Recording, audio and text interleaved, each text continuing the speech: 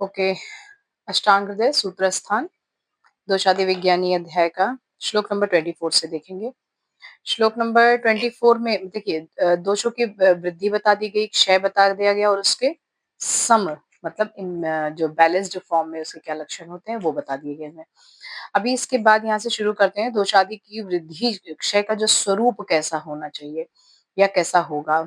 तो बता रहे हैं कि दोषादि नाम यथा स्वम च विद्यात् वृद्धि क्षयो भिषक् क्षयेण विपरीत्यानां गुणानां वर्धनेन च वृद्धिं मलानां संगाच्च क्षयं चाति विसर्गतः। मतलब दोष आदि की वृद्धि और क्षय को अपने अपने स्वरूप के अनुसार जानना चाहिए। जैसे उन्होंने बता दिया उसी के स्वरूप के अनुसार उनका होगा। जैसे दोष की वृद्धि हो गई तो उसके स्वरूप, धातु की वृद्धि है उसके स्वरूप और मल की वृद्धि, ठीक है। और क्षय भी उसी तरीके से, जिसमें दोषों के गुणों के विपरीत गुणों के क्षय से दोषों की वृद्धि जाननी चाहिए। मतलब दोषों के विपरीत जो दोष के गुण है, जो दोष के अपने नॉर्मल जो गुण है जो फर्स्ट चैप्टर में बताए गए हुए हैं दोषों के गुण, वात दोष, पित्त दोष और कफ दोषों के, उनके विपरीत गुणों से दोषों के क्षय जान लीजिए। और उनके जो उसी तरीके के गुण अगर साथ में बढ़ेंगे शरीर में तो दोषों की उसी से ही वृद्धि हो जाएगी। और इसी तरीके से मलों को भी समझना चाहिए कि मलों के संग हो जाने से, मतलब मल अगर रुक जाए या विसर्जन ना हो तो दोषों में वृद्धि जाननी चाहिए। मतलब मल में उसी तरीके से वृद्धि समझ लीजिए, और मलों के अतिसर्जन हो रहा है मतलब बहुत ज्यादा निकल रहा है तो मलों का क्षय समझिए। इसी तरीके से स्वरूप, दिस इज वेरी कॉमन। दोषों के जो अपने गुण हैं उसी के अकॉर्डिंग अगर आहार और विहार लिया जा रहा है तो दोषों की वृद्धि हो जाएगी। और अगर उसके थोड़ा विपरीत गुणों के आहार विहार लिए जाएंगे या उसका आचार किए जाएंगे तो अपने आप उसकी जो है क्षय होने लगेगा दोषों का। और मलों के अनुसार भी, मलों के साथ में भी यही है। बहुत ज्यादा अगर मल शरीर में संचित हो रहे हैं तो मलों की वृद्धि हो जाएगी, और अगर बहुत ज्यादा निस्सरण हो रहा है, उनका विसर्जन हो रहा है, तो उस कंडीशन में मलों का क्षय समझ लीजिए, ठीक है। मलोचितत्वात् देहस्य क्षयो वृद्धेस्तु पीड़नः। मल का संचय होना शरीर के लिए अभ्यस्त है, ठीक है। लेकिन अगर क्षय वृद्धि से अधिक पीड़ादायी होगा, अर्थात जो मल यदि बहुत ज्यादा शरीर में संचित हो रहा है तो तीनों मल के बारे में बात हो रही है, तो शास्त्र कहता है कि ये शरीर को अभ्यस्त है क्योंकि वो उसका पार्ट है। लेकिन अगर बहुत ज्यादा अगर बाहर निकल रहा है तब वो पीड़ादायक होता है। मतलब वैसे तो दोनों कंडीशन बेकार ही है, वृद्धि भी और क्षय भी, दोनों कंडीशन, पर कंपैरेटिवली क्षय वाला जो कंडीशन है वो ज्यादा पीड़ादायक है कंपैरेटिवली जो वृद्धि हुई है उससे। अब आगे देखते हैं श्लोक नंबर 26, 27, 28 में। देखिए इसमें दोष आदि का आश्रय आश्रयी भाव लिखा हुआ है। दोष और धातुओं में जो संबंध बताया हुआ है उसके बारे में लिखा हुआ है। अस्थि में वायु आश्रित होती है। अस्थि जो है वो वायु का स्थान है। पित्त स्वेद एवं रक्त में होगा। मतलब स्वेद और रक्त अगर देखेंगे मल और धातु में तो उसमें पित्त होता है। शेष सभी धातुएं और मल जो है वो सब कफ है, ठीक है। एक दो ही चीज इसमें याद करने वाली है। पहला तो वायु के लिए जो अस्थि है, और रक्त और स्वेद ये है पित्त, ठीक है।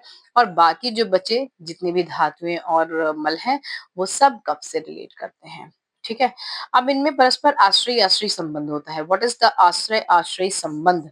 आश्रय आश्रय संबंध होता है कि जिसके कारण जो औषध एक आश्रय को बढ़ाती है वही, या घटाती है, वह दूसरे आश्रय को बढ़ाती या घटाती है। आश्रय और आश्रय, आश्रय का अर्थ होता है कि उसकी जगह, और आश्रय मतलब जो उसमें बैठा हुआ है, ठीक है। तो दोनों का आपस में एक संबंध होता है। देखिए कोई स्थान है और उस स्थान पे कोई इंसान बैठा हुआ है, तो या तो वो उसको सुटेबल होगा या तो वो उसके सुटेबल नहीं होगा, दोनों ही कंडीशन है, ठीक है। तो उसे आश्रय और आश्रय का संबंध कहते हैं, मतलब एक दूसरे से परस्पर जुड़े हुए हैं, ठीक है। लेकिन अस्थि और मारुत जो है एक ऐसा संबंध है जो इसमें अपवाद होता है। वैसे आश्रय आश्रय का संबंध कैसा होगा कि एक दूसरे से मिलते जुलते रहेंगे। मतलब अ,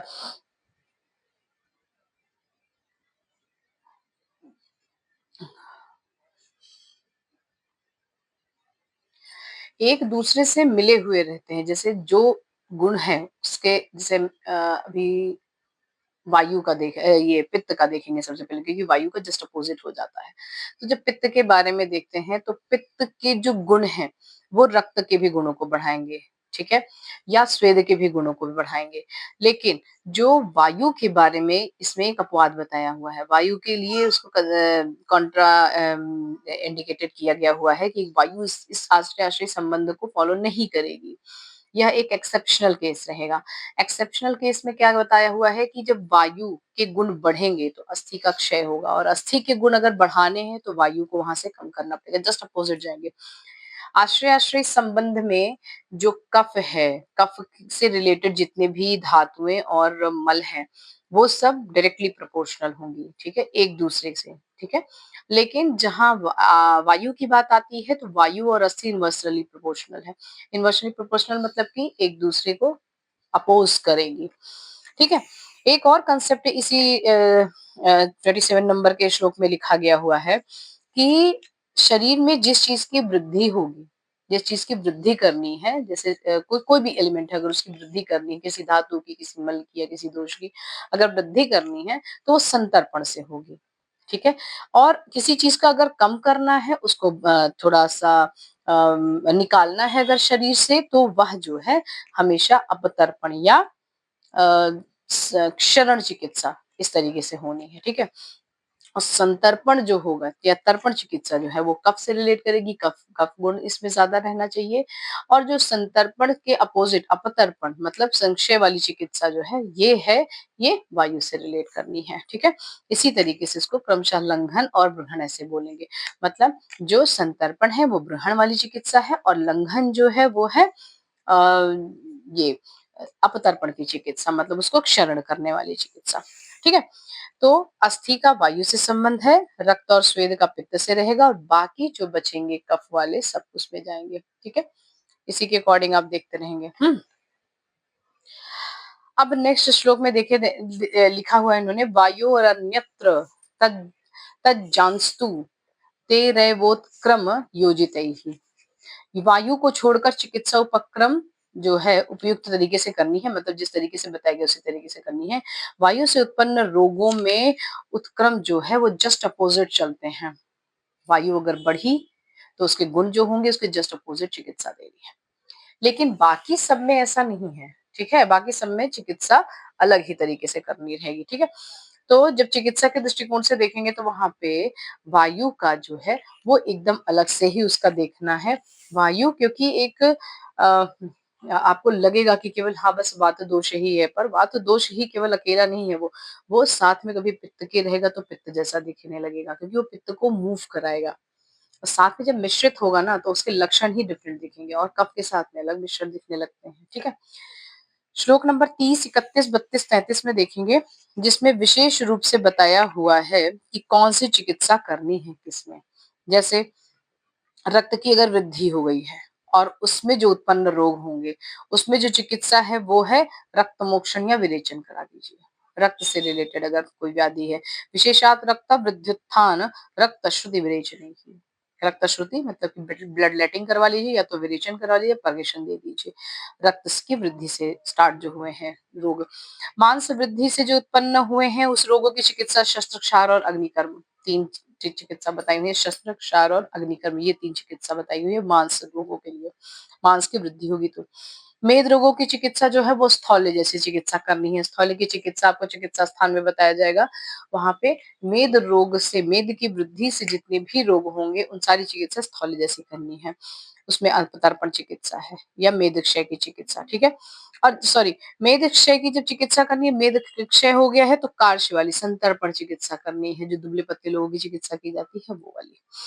अस्थि क्षय से जब उत्पन्न रोग है उसमें तिक्त द्रव्यों के से सिद्ध क्षीर और घृत का उपयोग करना है, ठीक है। अगर अस्थि का क्षय हो गया है, अस्थि क्षय मतलब कि इसमें अस्थियों से रिलेटेड प्रॉब्लम है, लेकिन अस्थि क्षय के लक्षण लिए हुए हैं, ठीक है। उससे उसमें जितने भी औषधियां हैं वो तिक्त द्रव्य से सिद्ध करनी है दुग्ध को। तिक्त रस गुरुची हो गया, मतलब गिलोय जिसको कहते हैं, उससे सिद्ध सबसे अच्छा तिक्त पटोल है, ये सब पटोल मतलब परवल की पत्ती, ये जो इनसे दुग्ध को सिद्ध करना है और उसका ही पान कराइए औषधि के इंटरनल इंटेक में या फिर उसकी बस्ती दे देनी है। और बस्ती तो वायु के लिए सबसे अच्छी चिकित्सा है ही। पुरीश वृद्धि जन्य विकार जो है उसमें अतिसार जैसी ट्रीटमेंट करनी है। यदि पुरीश वृद्धि हो गई है तो अतिसार जैसी ट्रीटमेंट करना है। पुरीश क्षय में भेड़ और बकरे के मध्य भाग का मांस, भेड़ और बकरा जो होता है मध्य भाग मतलब कि उसके एक्सट्रीमिटीज नहीं यूज करने हैं, केवल मिड बॉडी ही यूज करनी है भेड़ और बकरे का, उसका मांस यूज करना है। कुलमाश जो घुंगरी बोलते हैं उसको, और माश उड़द और राजमाश। माश जो है माश, माश एक शाक वर्ग का बताया गया हुआ है अन्य स्वरूप विज्ञानी अध्याय में कि अ, माश है, कुलमाश है, राजमाश, ये सब चीजें बताई गई हैं, ये सब पुरीश वर्धक हैं। ठीक है, तो पुरीश क्षय की कंडीशन में पुरीश क्षय के बाद जन्य जो व्याधियां होंगी उसमें ये चीजें खाने के लिए देनी है। मूत्र वृद्धि और मूत्र क्षय जन्य जो विकार हैं, जैसे मूत्र वृद्धि है तो मूत्र वृद्धि अगर जैसी परेशानी अगर दिखाई दे रही है या कोई व्याधि दिखाई दे रही है तो उसपे प्रमेह जैसी चिकित्सा करनी है। यदि मूत्र क्षय है या मूत्र कृश तो उसमें मूत्र कृशि वाली चिकित्सा करनी है। ठीक है, स्वेद क्षय है विकार में व्यायाम, अभ्यंग, स्वेदन और मद्य का उपयोग कराना है। व्यायाम देना है मतलब उसको एक्सरसाइज करने के लिए बोलना है। अभ्यंग जो ऑलिएशन मतलब कि जो स्नेहन देना है, ऑयल मेडिकेटेड लगा के उसके शरीर का प्रतिलोम गति में ऐसे घर्षण करना है। स्वेदन देना है, फुल बॉडी स्टीम देना है और मद्यपान के लिए देना है मेडिकेटेड जो अल्कोहल प्रिपरेशंस होते हैं वो सारे। ठीक है, 34 नंबर का श्लोक देखिए, स्वस्थानस्थस्य कायोग्नेहेरंशा धातुषु संश्रिताः तेषां सादाति दीप्तिभ्याः धातु वृद्धि क्षयोद्भवः पूर्वो धातुः परम कुर्यात् वृद्धा क्षीणश्च तद्विधम्।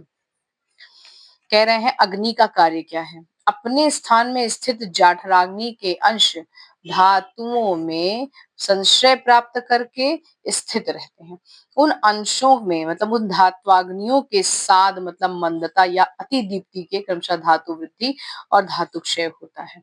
जो कायाग्नि है मतलब जो जाठराग्नि है उसी का थोड़ा सा आंशिक भाग, थोड़ा सा स्लाइट पार्ट जो है वो संशय कहाँ प्राप्त करेगा? धातुओं में, मतलब 7 धातुओं के बीच में वो बैठेगा और उसी को धात्वाग्नि कहेंगे। ठीक है, वो ट्रांसफॉर्मेशन होता है। That is not the thing कि हाँ जठराग्नि येलो कलर की होगी, धात्वाग्नि में हर धात्वाग्नि अलग अलग कलर की होगी। कलर वलर कुछ नहीं है ना, उसका फॉर्म अलग है। वही अग्नि है, उसका कर्म अलग अलग हो जा रहा है। ठीक है, जैसे अगर वही अग्नि जाठराग्नि में बैठी हुई है मतलब अगर आमाशय में है तो उसको जाठराग्नि कहेंगे, धातुओं के मध्य है या धातुओं में बैठी हुई है तो उसे धात्वाग्नि कहेंगे। ठीक है, अब वो धात्वाग्नि के बढ़ने पर बहुत ज्यादा अगर हो जा रहा है उसका तो धातु का क्षय होगा, और अगर वो मंद हो रही है तो धातु की वृद्धि हो जानी है। पूर्व धातु स्वयं वृद्ध होने पर अग्रिम धातु को बढ़ाएगा। पूर्व धातु मतलब जो एक धातु है जैसे रस धातु है, वो अगर वृद्ध हो गया, अगर वो थोड़ा-सा बढ़ गया हुआ है मतलब अगर थोड़ा-सा पुराना हो रखा होगा या बढ़ बढ़ जाएगा, तो वो आगे वाले धातु को भी बढ़ाएगा। रस धातु बढ़ा है तो डेफिनिटली आगे वाली धातु बढ़नी ही बढ़नी है, मतलब वृद्धि उसकी होगी ही होगी। और क्षीण होने पर भी अग्रिम धातुओं को ही क्षीण करेगा, मतलब एक दूसरे से कनेक्टेड है। सातों धातुएं एक दूसरे से चिपकी हुई हैं, रस, रक्त, मांस, मेद, अस्थि, मज्जा, शुक्र, इसी क्रम से, और इसी क्रम में वो एक दूसरे का ग्रहण करेंगी, एक दूसरे का लंघन मतलब एक दूसरे का क्षरण भी करती रहती है। रोगोत्पत्ति का क्रम कैसे होता है ये देखा है, श्लोक नंबर 35 और 36 में बता रहे हैं। रसों से दूषित दोष धातुओं को दूषित करेंगे। यदि दोष जो है रस से दूषित हो गए तो धातु को डेफिनेटली दूषित करेंगे। रस यहाँ पे आहार रस है, मधुरादि रस जो है वो सारे हैं। ठीक है, अगर दोष से दूषित नहीं हो गए तो वो धातुओं को भी दूषित करने हैं। ये दोनों मिलके फिर मलों को भी दूषित करेंगे। सबसे पहले कौन दूषित हुआ?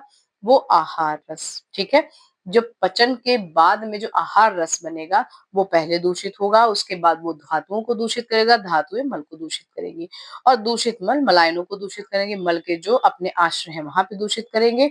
दोनों अधः भाग मतलब मल मार्ग और मूत्र मार्ग, ये दो मलायन 7 शरीर प्रदेश में है। 2 कान, 2 आँख, 2 नाक, 6 ये हो गए और 1 मुंह, 7।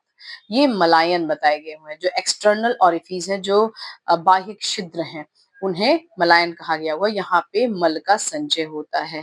फिर इस जगह पे ये रोगों की उत्पत्ति होगी, मतलब आपको रोग दिखाई देने वाले हैं। ये रोग का क्रम है कि उत्पत्ति कैसे होनी है। अब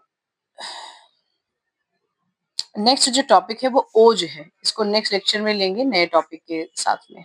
ओके।